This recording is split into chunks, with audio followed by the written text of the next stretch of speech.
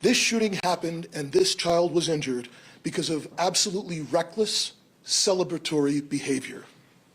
Drinking and shooting an AR-15 rifle into the ear to celebrate New Year's, endangering everyone around them and an entire neighborhood. It's not normal to have gunfire in a neighborhood as a perceived celebration. When this happens, bad things happen. And this was done by a person who is a convicted felon, who should not even have a weapon in the first place. I was on the scene that night. Before this call came in, I was at the 4th Precinct with the police officers who were working. People may not know, but there is far too much gunfire to celebrate New Year's in certain neighborhoods in this city and around the country. It's completely reckless. A few minutes after midnight, I responded to this location with those 4th Precinct officers. And it's only by the grace of God that we found an 11-year-old child with an injury and not dead. This is an example of the excellent police work that happens every day in this city by members of this police department. And this was only possible because of the support of our community. This is an example of what can happen when community and police officers collaborate and work together to bring justice. I am proud to announce that thanks to the diligent work of our investigators and the collaboration of members of our community, Mr. James William Turner of Fridley was arrested this morning and booked for assault 1 and being a felon in possession of a weapon.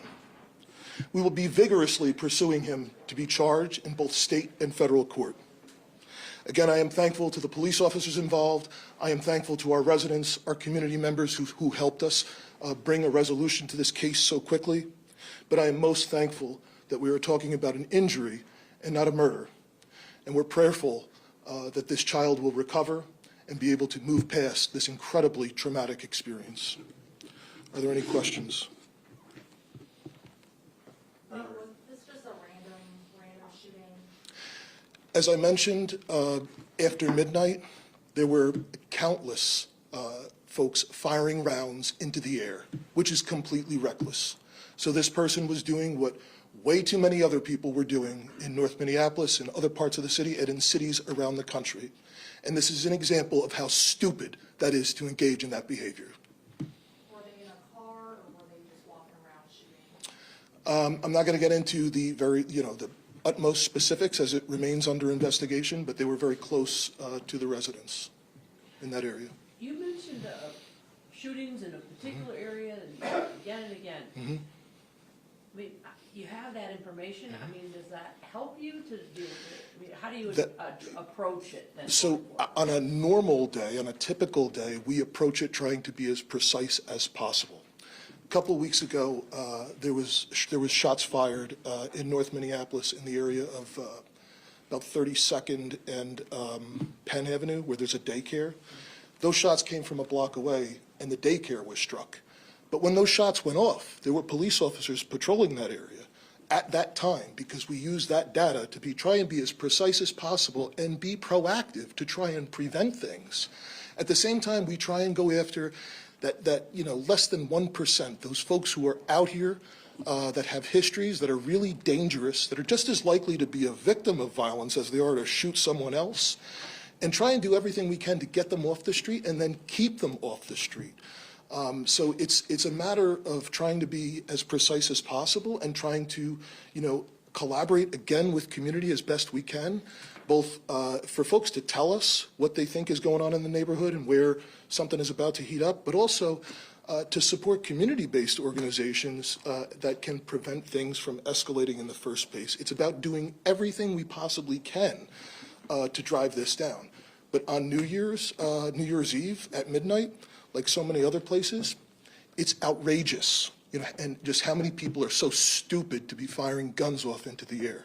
Whatever goes up must come down, and this is an example where we believe, alcohol was also involved, and clearly with a weapon, that's a weapon of war, an AR-15, shouldn't be on the street in the first place. Chief, you've got technology up there, ShotSpotter. I mean, was that of any assistance to you in this situation? ShotSpotter is of assistance, and yes, it was useful in this investigation. However, there is an element of, human confirmation when there is gunfire.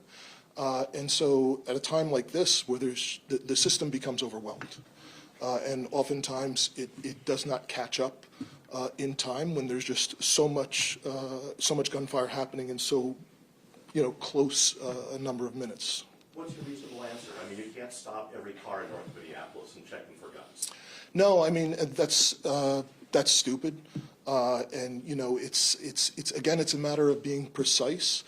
But at moments like this, where you have people who, not this particular individual, but others in general. This person has a history, right? But you have other folks in general that make it more difficult because people think it's okay. It's just a matter of celebrating to just go outside and start shooting some rounds off into the air. And that's totally reckless. So nights like this, it makes it particularly dangerous. How's the 11-year-old? I know you mentioned Yes. she's gentleman, she's fine, but she got shot in the face. Yes, she did. I mean, Yeah. have you been in touch with the family? Like, how are they coping? Our investigators have. I have not personally. I was there that night with her and her mother. She has it is a non-life-threatening injury, thank God. It is not a graze wound. I believe there is a bullet fragment struck her in the side of the face. It's a terrifying experience, even though she does live. And thank God she has, but still, like, for the family to have to deal with the trauma of this. Children should be safe in their home, let alone in their bedrooms. It's terrible. And I know there's services and other folks, other partners that we have that have been in touch with them. But I'm just thankful that we were able to do our part, the initial steps in trying to bring some justice in this case. Are there other suspects in this case? There are no other suspects at this time. You said there was multiple shootings? Shots fired. Yes. Shots fired around Yep. midnight. Are you certain that this guy is the one that did this? We believe there is sufficient evidence to charge this individual as the person that's responsible, yes.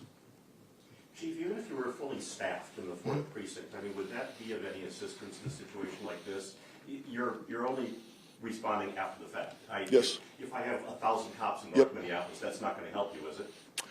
Well, certainly it helps. The more number of officers we have absolutely helps because it enables us to do everything that much better. It is a challenge to respond to incidents with the limited number of officers we have because it's a matter of numbers. At the same time that our officers are, responding to these scenes, they're responding to more scenes than they had been when there were 900 cops here, 3-4 years ago. And our investigators are investigating more individual cases, a whole lot more individual cases than when there were twice as many investigators 4 years ago.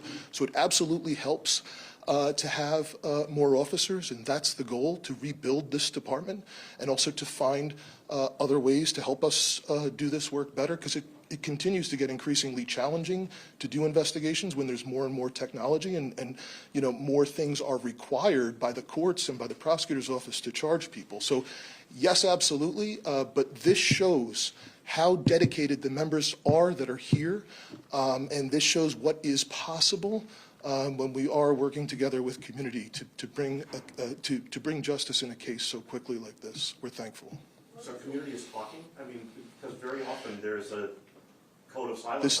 This case is possible because of cooperation and collaboration from folks from the community, absolutely. And that's something that we always ask for, even if it's anonymous, just to try and point us in the right direction. And it's something that's helpful even before something happens, to call us in and let us know, you heard that, this individual on this block is having a problem with so-and-so, that somebody that we might know. All of that is very positive and necessary in order for us to do our job. Was this a fully automatic rifle? I don't have that information. This was an AR-15 rifle, which is like a M16. Which doesn't stand for assault rifle. It's not by definition an assault weapon, but it's an AR-15. It's an M16. It's the same type of rifle that's used by the military. It's clearly a weapon designed to kill people. You mentioned the suspect has a history that would have marked them from owning this weapon. Can you speak more to that? And a consistent issue that the officers are running into? It is common, absolutely, particularly when, we're trying to focus, like I said, on the worst of the worst, the people who are most active, causing the most harm. And yes, oftentimes those are people who, this isn't their first brush with the law, that they have a history. They have a history at times of being victims of violence themselves, as well as having convictions for felonies. And this person is a convicted felon currently, I believe currently under court supervision. Yes, supervised release, yes. Any other questions? So how many are on your radar? I mean, this one clearly was on your radar. What kind of number are you talking about? This individual, prior to this, was not on our radar. This person is not under supervision in this county. This person was in Minneapolis that night and caused this problem. We have a list of folks that we know are active, and it's different depending on what we're talking about. If we're talking about those who have the highest propensity for violence, that's one list that we look at. And obviously there's folks who are involved in groups and gangs, and oftentimes there's violence with that, particularly when it's involved with distribution of fentanyl and drug sales. So it varies based on what we're talking about, but we are not talking about a lot of people. Yeah. Like under 50? I'm not going to give a specific number, but there's definitely a group of folks that we look at in collaboration with federal law enforcement, as well as state and county partners. We all share that. Yeah. Maybe another question? Thanks a lot. All right. Thank you. Thank you. Congratulations on Thank you. catching that guy.